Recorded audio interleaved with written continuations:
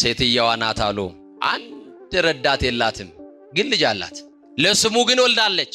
ልጆቿ ስራ ይዘው ጉልት ቸርችራ ከሰል ሸጣ ያሳደገቻቸውን እናታቸውን ሲያልፍላቸው ረሱ። በደሳሳ ቤት ውስጥ እየኖሩ እኛ እናት ልጆች ደህና ናቸው ሲባል ምን ልጅ አለኝ? ዘመድም ወገንም ልጅም አባትም እህትም ወንድምም የኔ ሁሉ ነገር መድኃኔዓለም ብቻ ነው። እና አንድ ቀን የእኚህ እናት ቤት በላያቸው ላይ ክረምት መጣና ሊወድቅባቸው ደረሰ። በሰፈር ውስጥ ያሉ ጥቂት መንፈሳዊ ክርስቲያን ልጆች ሲያልፉ ሲያገድሙ ቤተክርስቲያን ደርሰው ሲመለሱ የእኚህን እናት ቤት የሚያዩና የሚያዝኑ በላያቸው ላይ ሳይወድቅ ማድረግ ብንችል ቤት ብንሰራላቸው እኛ ተማሪዎች ነን አቅም የለንም ብለው በእንጨት ድጋፍ አደረጉና ሊወድቅ የነበረውን ጎጆ ያዘመመውን ጎጆ ደገፉላቸው። ባዘመመው ሁለት እንጨት ደግፎ በያዘው ቤት ውስጥ እኛ እናት ግን የሚኖሩት ኑሮ የቤተ መንግስት ኑሮ ነው። አንድ ሰው የአበባ ምንጣፍ ላይ ተኝቶ የማያገኘውን እንቅልፍ እኚህ እናት በሰላም ይተኛሉ። እና አንድ ቀን ከሴትየዋ ቤት አጠገብ በዚህ ጋር በጣም የሚያምር ቪላ ቤት አለ፣ በዚህኛውም ጎን ጋር እጅግ በጣም የሚያምር ቪላ ቤት አለ። የዚህኛውም ቤት ሀብት ባለጸጋው ሰውዬ የሚጸልየው እንደው የኔም ቤት ውበት እኮ የደበቀው የዚች ቡትቶ ሴትዮ እንደው እግዚአብሔር እንደው የሆነ ነገር አድርጎልኝ እንደው ጠቅልዬ ወደ ራሴ ባስገባኝ ሴትዮ እንደው መች ነው የሚሞቱት እያለ ይጸልያል። ያኛውም እንደዛ ከሌለን የሚፈልገናል እንዴ?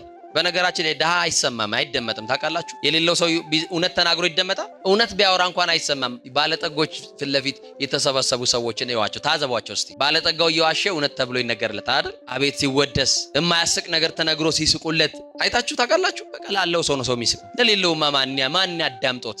ህመሙን ማን ሰምቶት? ችግሩን ማን አዳምጦት? የውስጡን ብሶት ቁጭ ብዬ ላውራ ቢል የኔ ቢጤውማ አይሰማውም።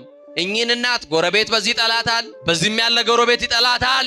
የሚወዳት አማኑኤል ግን ያኖራታል። እኚህ እናት ምን ሆኑ መሰላችሁ? መሽቶ ሲነጋ የቤታቸው ጣራ ከእርጅና ብዛት የተነሳ የተበሳሳ ነውና ተኝተው ቀና ሲሉ ሲነጋ በዛ በተበሳሳው እንትን ውስጥ ጨረር ይገባል፣ የፀሐይ ብርሃን። የኔ ጌታ ሞቴን በሚፈልጉ ጠላት መካከል ከበህ በሰላም አሳደርከኝ ይላሉ። በጠላት ተከብቤ ነጋልኝ። ሞቴን የሚፈልጉ አሉ፣ ውርደቴን የሚፈልጉ አሉ፣ እድሜ ጨመርክልኝ፣ ተመስገና ደግሞ ላመስግንህ ምን እላለሁ አላማረርህም ይሉና በራቸውን አይደለም መስኮታቸውን ይከፍታሉ። ወደ ምስራቅ ወደ ፀሐይ መውጫ ወደዛ ይመለከቱና የኔ ጌታ ልጅ የለኝ የወላድ መካን፣ መጋቤ አንተ፣ ጠያቂ አንተ፣ ዘመዴ አንተ፣ ልብሴ አንተ፣ ጉርሴ አንተ፣ ሁሉ ነገር የሆንከው አንተ፣ ደግሞ አነጋህልኝ ተመስገን፣ ደግሞ ማንንም ጠይቆ ቁርስ ያበላኛል፣ አንተነ መጋቤና የጣዋት ቁርሴን አደራ ይሉታል መድኃኔዓለም። ልክ በሩ እንደተከፈተ በራቸው ላይ የሆነ ሰው ይመጣል። እማዬ ሁሉ ቀን ጠይቆታለሁ ብዬ እያሰብኩኝ አልሞላል ብሎኝ ዛሬ እንደው እግዚአብሔር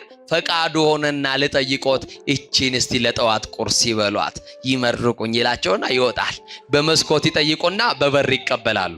በትንሿ መስኮት የለመኑት ጌታ በትልቁ በር በረከት ያስገባላቸዋል። አይቸሩ መድኃኔዓለም ተመስገን፣ ፊቴን እንኳን ሳልታጠብ ቁርሴን አዘጋጀልኝ የኔ ጌታ ይሉና ፊታቸውን ታጥበው ጸሎታቸውን ጨርሰው አመስግነው የመጣላቸውን በረከት ይበላሉ። ጎረቤታቸው ደግሞ የማያኖሩ ናቸው ብያቸዋለሁ። እዛ ቤት ደግሞ ስትገቡ የማያስበላ በሽታ አለ። እንኳን ጮማውን ሊቆርጡ ጠጅ ሊጨልጡ ሽሮም አታስበላ በሽታ አለ። ስንመቀኝ እኮ ሳንበላው ልንሞት ነው አይደል? ለሰው ጉድጓድ ስንምስ በምቀኝነት በተንኮል በክፋት ዘመናችን እያለቀ ነው። እና ይገርማቸዋል እኚህ እናት ቤቱ አያዋቸው አይቀቡም፣ ግን የወዙ ናቸው። ማስላላቸው እግዚአብሔር ስላላቸው እና ሁሉ ጊዜ ግራ ይገባቸዋል። ወጥተው አይለምኑም፣ ግን ይበላሉ ይጠጣሉ። እኚህ ሴትዮ ቆይ ከየት አምጥተው ነው ይሞታሉ ብለን ስንጠብቅ ጭራሽ እያበቡ፣ ጭራሽ እየፈኩ፣ ጭራሽ እያማረባቸው። ነገሩ ምንድነው? ሚስጥሩ ምንድነው ካላችሁ እሱ ብቻ። አንድ ቀን በመስኮት የምትጸልየውን ጸሎት ተሰማና ቆይ እቺን ሴትዮ ላሳፍራት፣ በቃ በመስኮት እየጠየቀች በበር እየተቀበለች ነውና ይሄንን ነገር አዋርዳታለሁ አለች። በር ላይ ተደበቀች። መሽቶ ነጋ፣ መስኮቱ ተከፈተ። እማዬ እጃቸውን ዘርግተው ወደ ሰማይ መጸለይ ጀመሩ። ጌታዬ ዛሬም ነጋልኝ፣ እድሜ ተቀጠለልኝ፣ ሳይገባኝ የኔ ጌታ አመሰግናለሁ መድኃኔዓለም እያሉ ያመሰግኑትና በልማን ዘመድ አለኝ የቀን ውሎዬን የተለመደውን ቁርሴን ምሳዬን በላምጣ ይሉታል። የጠየቁትን ጥያቄ ሰምታ ነበርና ጎረቤትየው ከቤቷ የሞላ ነገር ነው በፔስታል አምጥታ በሯ ላይ ድብቅ አረገችና ጉዷል ያለች። ጸሎቱ አለቀ።